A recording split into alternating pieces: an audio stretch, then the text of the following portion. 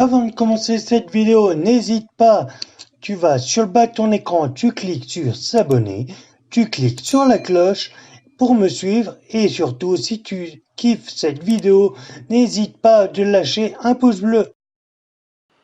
Bonjour à toutes et à tous et bienvenue chez Andy Alex.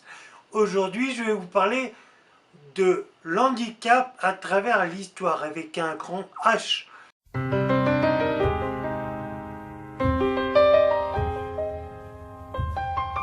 Au début du Moyen-Âge, des hôtels-dieux, donc c'est un grand mot, hôtels-dieux ont été créés pour accueillir les infirmes, les pauvres, les miséreux de la société pour et simplement cacher cet handicap, une exclusion des personnes handicapées due à quoi? Une peur de l'handicap. Comme aujourd'hui souvent. En 1656, Louis XIV ordonne la création à Paris de l'hôpital général de la Salpêtrière. La Salpêtrière destinée pour un renfermement des personnes handicapées, les personnes également de ce qu'on appelle de mauvaise vie, donc les prostituées, les filles mères, etc., les filles dépravées également. En 1670 fut créée l'institution des invalides chargée de s'occuper des soldats infirmes ou invalides âgés, etc. Au XVIIe siècle, un lieu insalubre appelé la Cour des Miracles accueillait indirectement les personnes mendiantes, invalides, exclues de la société. Et pourquoi on appelait ça la Cour des Miracles? Parce que selon certains, c'était un lieu où, lorsque la nuit tombait, les invalides se relevaient, les mendiants, ils avaient assez d'argent, les aveugles voyaient. Une belle connerie que Victor Hugo a mis en lumière dans Notre-Dame de Paris. À l'arrivée au pouvoir de Louis XVI, il décida que la cour des miracles devait être rasée, les lieux insalubres, tout ça fut détruit. Et pourquoi? Pour enfermer les pauvres, les mendiants, dans des... tous ces gens-là, tous ces pauvres, ces mendiants, les envoyer sur des galères, les envoyer au bagne, voire pendre certains, les marquer au fer rouge, mettre les personnes handicapées dans des lieux fermés de l'hôpital général pour cacher la misère qu'il ne voulait voir sur Paris. À la suite de son décès, la monarchie perdant un petit peu de sa superbe, l'arrivée également des Lumières, l'hygiénisme, qu'est-ce qui se passa? Eh bien, on prit en compte la misère des gens et il fut un petit peu délivré de charité envers les mendiants, envers certaines personnes plus fragiles. Deux dates marquent l'implication de l'État. En 1790, avec l'affirmation du principe du devoir d'assistance par la nation devant l'Assemblée nationale constituante, par le comité de mendicité présidé par La Rochefoucauld et Liancourt. En 1796, avec la reconnaissance du droit des pauvres et la création des bureaux de bienfaisance dans les communes. En 1889, il y eut la rédaction d'une charte de l'assistance après ce congrès des lois d'assistance seront votées, dont une loi d'assistance aux vieillards infirmes incurables. En 1916, des lois pour les mutilés de guerre, victimes de la Première Guerre mondiale, sont instaurées et stipulent que des emplois doivent leur être réservés. Loi qui est aujourd'hui encore une grande fumisterie, mais bon, ça, nous le verrons ensuite. En 1918, le 2 janvier, l'institution de l'Office national des mutilés et réformés de guerre, destinée à subventionner des écoles de rééducation, est créée. Cette institution fut renforcée en 1919 par un barème d'évaluation pour les handicapés de la Première Guerre mondiale. Un ministère des anciens combattants est instauré et créé pour verser un barème de pension d'invalidité. En 1921, juste après la Première Guerre mondiale, nous voyons que l'État commence à s'inquiéter du monde de l'handicap et se rend compte qu'il y a également des gens qui sont mutilés dans leur travail. En 1921, création de la FMT, la Fédération des mutilés du travail, qui deviendra la FNAT, la Fédération nationale des accidentés du travail et des handicapés.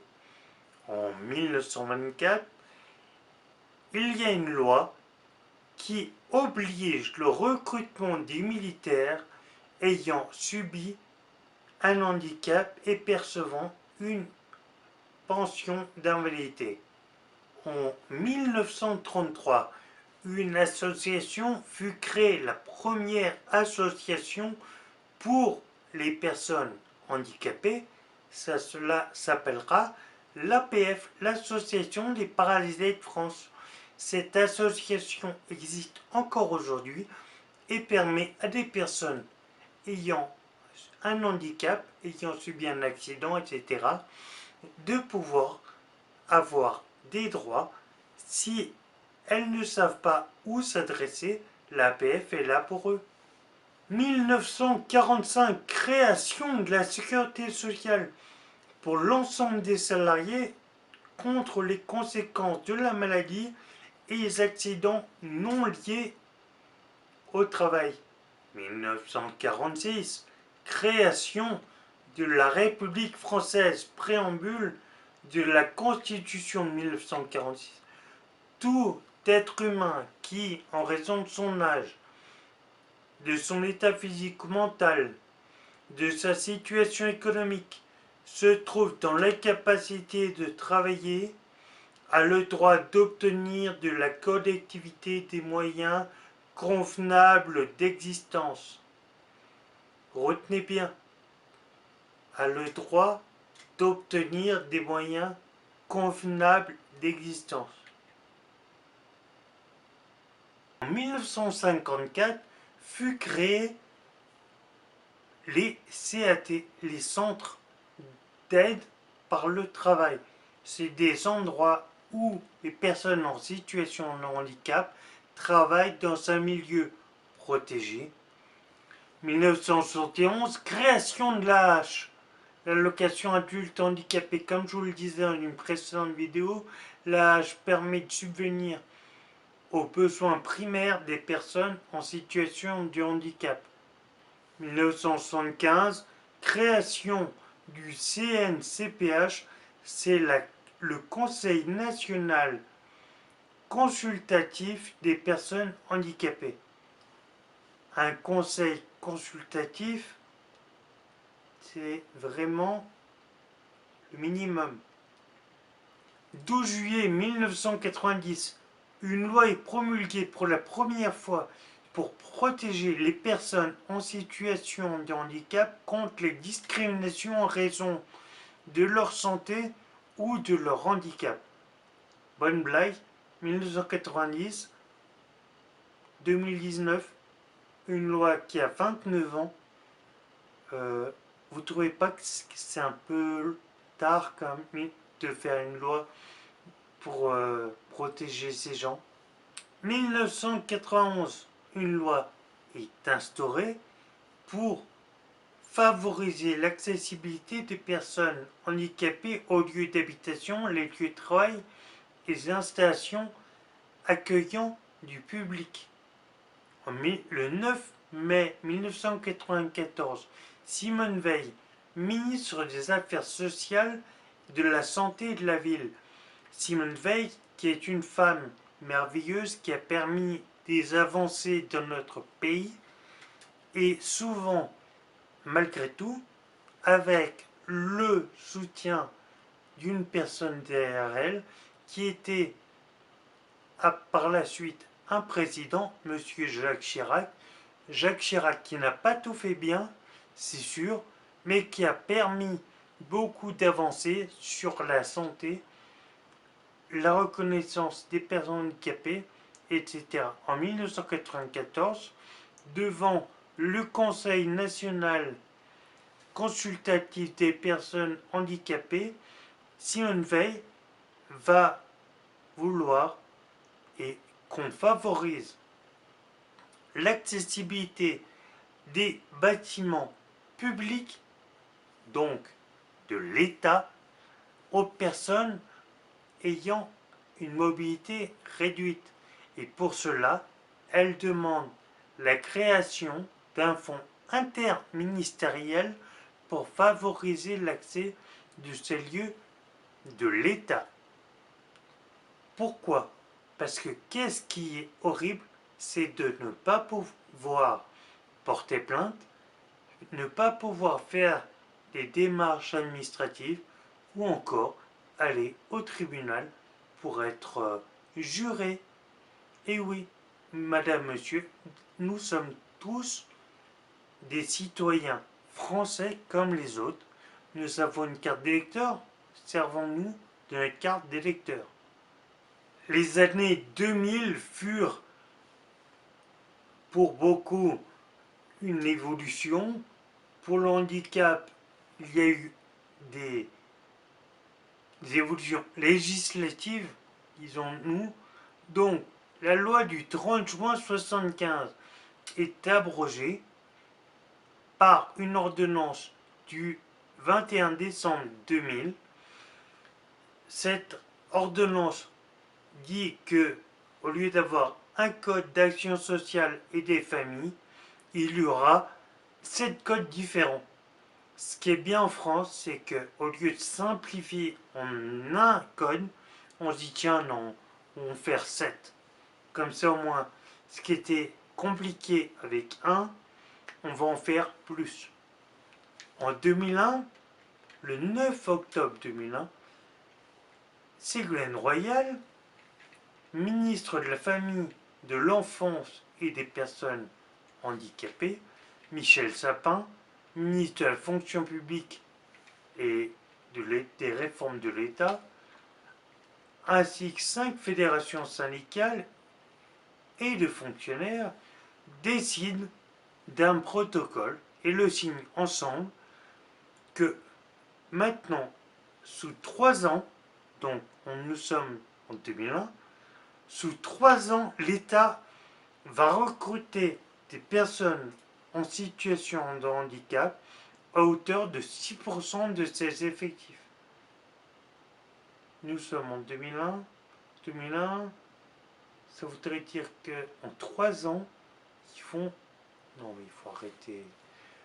C'est beau les paroles, mais laissez-vous soit le temps, soit, je sais pas, peut-être qu'ils avaient une idée de casser 2-3 personnes. 2002, le président de la République française, Jacques Chirac, déclare grande cause nationale la lutte contre le handicap au même titre que la lutte contre le cancer et la sécurité routière. Donc, il remplace la loi de 1975 relative aux institutions sociales et médico-sociales. Il fait beaucoup de choses. En 2015, une loi pour l'égalité des droits et des chances, la participation et la citoyenneté des personnes handicapées est promulguée. Une loi est rajoutée le 22 avril relative aux droits des malades et à la fin de vie. Donc c'est ce qu'on appellera la loi Leonetti contre l'obstination déraisonnable des soins et une obligation de dispenser des soins dits palliatifs. Ça veut dire qu'on ne va pas s'acharner, on va aider les gens à mourir soi-disant dans la dignité. La dignité selon la loi Leonetti, c'est pas la même que selon mon point de vue. Mais bon, nous en parlerons dans une prochaine vidéo, je pense. Suite à ça, il fut également reconnu en 2005 dans une loi que, en 10 ans, les lieux accueillants du public devaient cette fois-ci être complètement accessibles. Attention, l'État l'a décidé. Si l'État l'a décidé, nous sommes sauvés. En 2010, le 10 novembre, Jean-François Chaussy, député de la Loire, est chargé par la secrétaire d'État, chargée elle-même de la famille et de la solidarité, d'une mission parlementaire visant à faire évoluer les mentalités et changer le regard des personnes sur les personnes handicapées. Il faut faire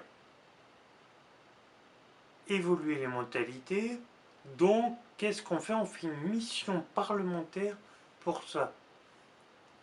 D'accord. Des gens ont planché là-dessus. Et un an après, le chef de l'État annonce un grand débat national sur la dépendance. En France, je vous rappelle une chose simple, c'est que les personnes âgées, 2003, il y a eu énormément de décès suite à la canicule. Qu'est-ce qui a été fait? Pas grand-chose. Si, on a demandé aux gens de travailler plus pour gagner moins. On a demandé ensuite beaucoup de choses. On nous a promis des choses sur le handicap. Je vous rappelle, 2005, une loi promulguée pour que tous les lieux accueillants du public soient adaptés aux personnes handicapées, pas seulement à mobilité réduite, toutes les personnes. Ça devait être fait en 10 ans, 2015. On arrive en 2015, rien n'est fait correctement, voire rien n'est fait tout court. Donc, les personnes disent, s'il vous plaît, est-ce qu'on pourrait avoir un délai supplémentaire? Et là, l'État dit, oh ben, faites un dossier, ça peut aller jusqu'à 9 ans. On va vous donner encore 9 ans. Depuis 1975, les premières lois stipulant que les lieux publics devaient être adaptés aux personnes handicapées, qu'est-ce qui a été fait? Walou, rien, pas de job, on se fout de nous. Donc ça, c'était 2015. 2019, aujourd'hui, qu'est-ce qu'il y a? Est-ce que les gens en situation de handicap ont accès au travail? Pas forcément. Est-ce que les enfants en situation de handicap ont un droit à la scolarité? Ont un droit à la scolarité? Ben, malheureusement, non. Le droit n'est pas respecté. Pourquoi? Pas assez d'AVS. Les professeurs qui ne veulent pas se remettre en question dans certains établissements. Il a été dit dans la loi de 2005 que les chiens d'assistance et guides d'aveugles doivent avoir accès aux lieux accueillant du public. Combien d'entre nous se retrouvent face soit à des vigiles, soit à des patrons de magasins, soit à des élèves, des professeurs, des parents qui refusent l'accès du chien, qui est une aide. Il ne va pas causer un tort, c'est une aide. En plus, nos chiens sont propres, plus propres que certains humains. Donc, soyez tolérants.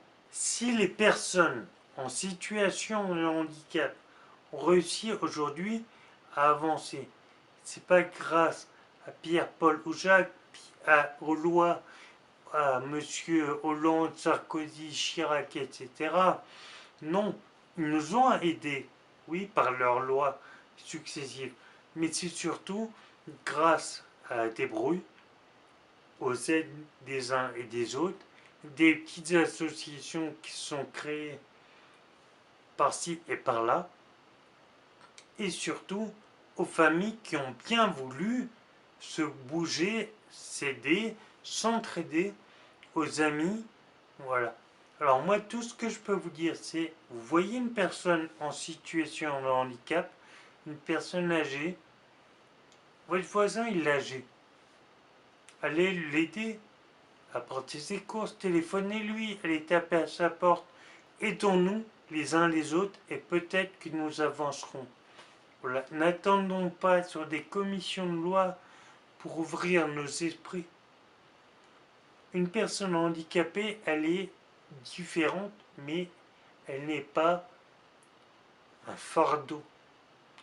Aidons-nous les uns les autres. Allez, à bientôt pour une prochaine vidéo.